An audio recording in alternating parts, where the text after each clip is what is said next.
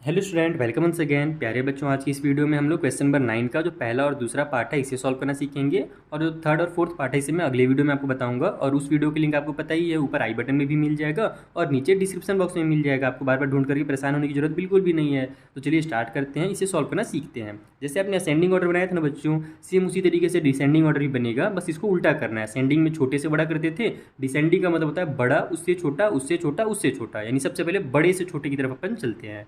तो यहाँ पर हमारे पास -2 -13/6 8/-3 और 1/3 दिया हुआ है। तो मैंने आपको पहले ही बता दिया है कि अगर डिनोमिनेटर में माइनस की साइन है कहीं पर भी हो, वो एक्चुअल में न्यूमरेटर का होता है। ऊपर में पहुंचा दो, आप डायरेक्ट भी लिख सकते हो। और मैंने उसका जो दूसरा तरीका है -1 से ऊपर नीचे मल्टीप्लाई करने वाला, वो भी आपको पहले कई बार बता दिया है। तो यहाँ पर हम लोग उसमें टाइम वेस्ट नहीं करेंगे, जल्दी से हम लोग सभी जो माइनस है नीचे में उसको ऊपर कर देंगे। दूसरी चीज़ यहाँ पर देखो -2 दिया हुआ है, तो एक्चुअल में अगर -2 है तो उसके नीचे हमेशा एक 1 छुपा हुआ रहता है। जब मैंने पिछले बार इसका इस वाले चैप्टर का जब वीडियो बनाया था तो उस टाइम एक्सप्लेन भी किया था शायद, इसीलिए यहाँ पर -1 लिखा हुआ है। सॉरी, माइनस मतलब 1, यहाँ पर डिनोमिनेटर में 1 मैंने लिखा है, तो मेरे को लगता है कि पिछले बार जब एक्सप्लेन किया था ना मैंने ना, तब इसको लिख दिया होगा। ठीक है, तो यहाँ पर हमारे पास ध्यान रखना, कभी भी डिनोमिनेटर में एक 1 छुपा रहता है अगर कोई भी डिनोमिनेटर में नंबर नहीं है तब। ठीक है, तो बस अब इन्हीं का आपको क्या करना है, डिसेंडिंग ऑर्डर में करना है। तो तरीका यही है कि आपको डिनोमिनेटर का एलसीएम लेकर के सभी डिनोमिनेटर को इक्वल बनाना है और न्यूमरेटर को कंपेयर करना है। आइए कैसे कंपेयर करना है मैं आपको कॉपी में समझाता हूँ। तो देखो ये हमारा क्वेश्चन है, यहाँ पर बस मैंने एक ही काम एक चेंज कर दिया है कि जो माइनस से नीचे थी उसको मैंने डायरेक्ट ऊपर पहुँचा दिया है। कैसे पहुँचाना रहता है वो आप सीखना चाहते हो तो पिछला वाला वीडियो देख लेना, उसमें मैंने आपको बताया था। ठीक है, बाकी आप डायरेक्ट भी लिखोगे तो गलत नहीं कहलाएगा। अब यहाँ पर एक नीचे में 1 छुपा हुआ है, तो हम क्या जानते हैं, सबसे पहले डिनोमिनेटर का एलसीएम ले लेना है। यहाँ पर आप लिख लो एलसीएम ऑफ 1 6 और ये 3, दोनों जगह 3 3 है तो एक ही बार 3 लिखो। तो 1 3 और 6 का एलसीएम कितना होगा, 6 ही हो जाएगा। यही सबसे बड़ा नंबर दिख रहा है, बाकी आप निकालना चाहो तो ऐसे निकाल कर देख सकते हो। 1 3 और 6, ये मेरा 1 से डिवाइड हो जाएगा, यानी 1 को लिखने की जरूरत है ही नहीं। यहाँ पर 3 से हो रहा है, देखो 3 1 जा 3 3 2 जा 6, ये 1 का 1 उतर जाएगा। फिर 2 1 जा 2, ये सभी 1 उतर गए। तो ये हमारा 3 2 जा कितना आएगा, 6 आएगा। तो एलसीएम जो होगा इसका 6 हो जाएगा। बहुत ही सिंपल सा क्वेश्चन है। अब आप क्या करो, सभी के डिनोमिनेटर में 6 बना दो। तो जैसे देखो -2/1 है यहाँ पर हमारे पास ना, तो 1 का हम कितने से मल्टीप्लाई करें कि 6 आ जाए, तो 1 का 6 से मल्टीप्लाई करेंगे तो 6 आएगा। तो ऊपर भी आपको 6 से मल्टीप्लाई करना है। मेन काम आपको यही करना है, एलसीएम लेने के बाद सभी के डिनोमिनेटर को इक्वल करना है। ठीक है, एलसीएम इसीलिए हम लोग लिए ही हैं ताकि डिनोमिनेटर इक्वल हो जाए।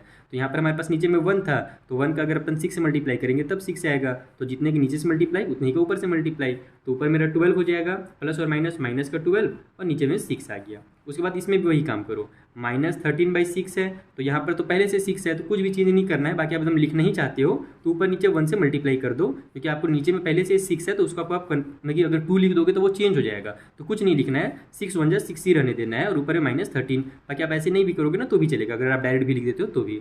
ठीक है, उसके बाद हमारे पास कितना भैया, तो -8/3 है, तो 3 का 2 से मल्टीप्लाई करेंगे तब 6 आएगा। तो ऊपर भी 2 से कर दो, तो ऊपर मेरा -16 आ गया और नीचे मेरे पास 6 आ गया। और लास्ट में 1/3 है, तो 3 का भी वही 2 से मल्टीप्लाई करना पड़ेगा, तो ऊपर भी 2 से करेंगे। तो ऊपर तो मेरा 2 1 जा 2 आ जाएगा और नीचे मेरा 3 2 जा 6 आएगा। हमको क्या करना था, डिसेंडिंग ऑर्डर में करना था, सबसे पहले सबसे बड़े नंबर को लिखना था। तो यहाँ पर ध्यान रखना कि जो हमारा फाइनल जो होता है, यानी कि जो हमारा प्लस वाला नंबर होता है वो सबसे बड़ा होता है किसी भी इक्वेशन में। माइनस वाला कितना ही बड़ा रहे, प्लस का अगर छोटा सा भी नंबर है तो प्लस वाला क्या होगा, ग्रेटर होगा। तो यहाँ पर देखो ये पूरा का पूरा प्लस वाला नंबर है। शायद मैंने क्वेश्चन तो गलत नहीं उतारा है, देख लेता हूँ एक बार बुक में। अब 1/3 ये प्लस वाला ही है, यानी कुछ भी गलत नहीं उतारा है, ये सही मैंने लिखा है यहाँ पर।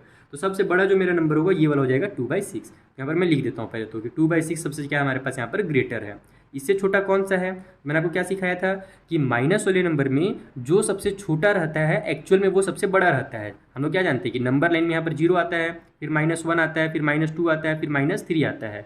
तो -3 एक्चुअल में सबसे छोटा है इन तीनों में। सबसे बड़ा कौन सा है, -1 है। माइनस में आप जितना आगे जाओगे ना वो एक्चुअल में उतना ही छोटा होता चला जाता है। तो -3 सबसे छोटा है, उससे बड़ा -2 है, उससे बड़ा -1 है, इस तरीके से ये ध्यान रखना। तो यहाँ पर 12 है, 16 है और 13 है, तो सबसे बड़ा जो होगा मेरा ये 12 हो जाएगा। माइनस का नंबर जो सबसे छोटा रहता है एक्चुअल में वही सबसे हमारे पास बड़ा होता है। एकदम ध्यान में दिमाग में ये चीज़ को बैठा लो। तो ये हो जाएगा मेरा -12/6, ये सबसे बड़ा है इन तीनों माइनस वाले में से। फिर उसके बाद ये वाला है -13 वाला, तो -13/6 ये उससे बड़ा है, और सॉरी मतलब उससे छोटा है। और फिर सबसे छोटा जो होगा हमारा ये -16/6 हो जाएगा। ठीक है, इतना क्लियर है। अब आप क्या करो, इनका जो मेन वाला वैल्यू था जो पहले दिया हुआ था क्वेश्चन में उसको आप उतार दो। तो 2/6 हमने किसको बनाया था, 1/3 को बनाया था, तो यहाँ पर पहले 1/3 लिखो। ठीक है, ये सबसे बड़ा। उससे छोटा कौन सा है भैया, ये वाला है -2 वाला, तो -2 लिखोगे। डिनोमिनेटर में क्वेश्चन में 1 नहीं दिया हुआ था, बस समझने के लिए हमने लिखा था, तो डायरेक्ट यहाँ पर -2 लिख देना। फिर उससे छोटा कौन सा भैया, ये 13 वाला। 13 वाला किसको हमने बनाया है, वो पहले से वही था, 13/6 था, ये देखो ये वाला। और सबसे छोटा जो हमारे पास ये 16 वाला है, तो 16 हमने किसको बनाया भैया, -8/3 को, तो -8/3 इज दी स्मॉलेस्ट। ठीक है, तो इस तरीके से आपको इन क्वेश्चंस को सॉल्व करना था। आई होप आपको एकदम अच्छे समझ में आ गया पहला वाला पार्ट। चलिए इसका जो सेकंड पार्ट है उसे सॉल्व करते हैं। तो देखो ये हमारा सेकंड नंबर का क्वेश्चन है। यहाँ पर भी वही चीज़ है, माइनस की साइन नीचे में है तो उसको आप कन्वर्ट करके ऊपर में लिख देना डायरेक्ट। मैं यहाँ पर डायरेक्ट कर देता हूँ। हमारे पास 10 है, 15 है, 20 और 30 है, तो इसका एलसीएम ले लेते हैं। LCM of 10, 15, 20 and 30। चलो कितना निकलता है एलसीएम जल्दी से देखते हैं। 10, 15 है भैया, 20 और हमारे पास 30 है। सभी 5 से हो रहे हैं तो मैं पहले 5 से ही कर देता हूँ, बाद में 2 वगैरह से कर लेंगे, या चलो 2 से ही कर देते हैं। छोटे नंबर से जो आपका बेसिक वाला मेथड है उसी मेथड को यूज़ कर लेते हैं। 2 का टेबल में 5 टाइम पे 10 आ जाएगा, 15 उतर जाएगा क्योंकि 2 से डिवाइड नहीं होता है। 2 10 जा हो जाएगा ये मेरा, और 2 का टेबल में 15 टाइम पे फिर आ जाएगा।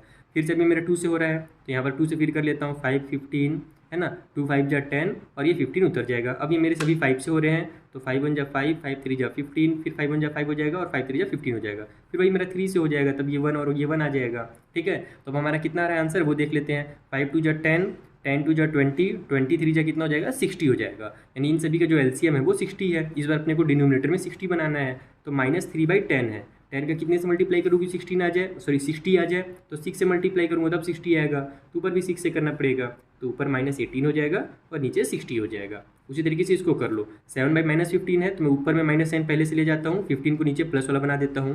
ठीक है, तो ये हो जाएगा मेरा 15 4 जा 60, तो ऊपर भी हम 4 से मल्टीप्लाई करेंगे। अगर आपको 15 का टेबल याद नहीं है, अगर आप कंफ्यूज हो रहे हो एग्जाम में कि मैं 15 में कितने का मल्टीप्लाई करूँ कि 60 आ जाए, तो एक काम आप ये कर सकते हो, 60 को 15 से डिवाइड करके चेक कर सकते हो। और जब इसको डिवाइड दोगे ना तो आपको पता चल जाएगा कि 15 4 जा 60 होता है। इसका मतलब कि हम लोग क्या करेंगे, यहाँ पर 4 से मल्टीप्लाई करेंगे, तब जाकर के हमारा 60 आएगा। तो ये भी छोटा सा एक तरीका है सॉल्व करने का। ऊपर में मेरा -28 आ जाएगा, 7 4 जा, ठीक है, और माइनस और प्लस माइनस होता है।